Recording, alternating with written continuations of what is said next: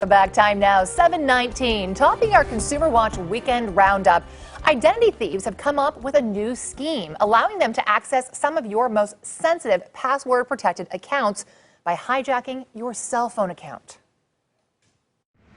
So my dad, my sister, and my husband, all of their phones stopped working. And when Lindsay called AT&T to find out why, she discovered a thief had hijacked her family's account. Somebody in Nebraska had walked into a Best Buy and upgraded all 3 phones that had upgrades available. 3 iPhone 6 Pluses worth about $800 billed to her account. And she's not alone.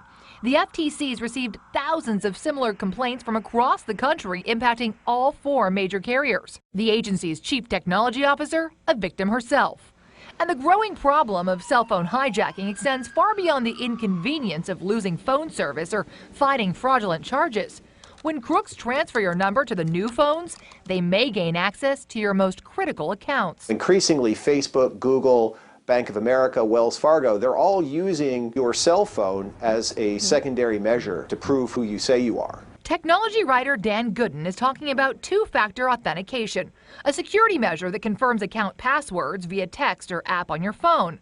It assumes a person who steals your password doesn't also have access to your phone. Cell phone account hijackers may have both. And suddenly your phone stops working and I now have a phone connected to your account. I receive all of your phone calls, I receive all of your texts. For all practical purposes, I am now you. AT&T says its stores require a photo ID and the last 4 digits of your social before allowing an upgrade or access to an account.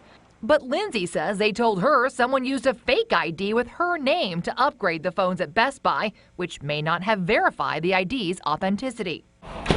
After switching out SIM cards, Lindsay's family did get service back, and AT&T covered the fraudulent charges. Still, Lindsay says this should be a wake-up call that phone companies need to do more to prevent cell phone hijacking. I just don't want this to happen to other people.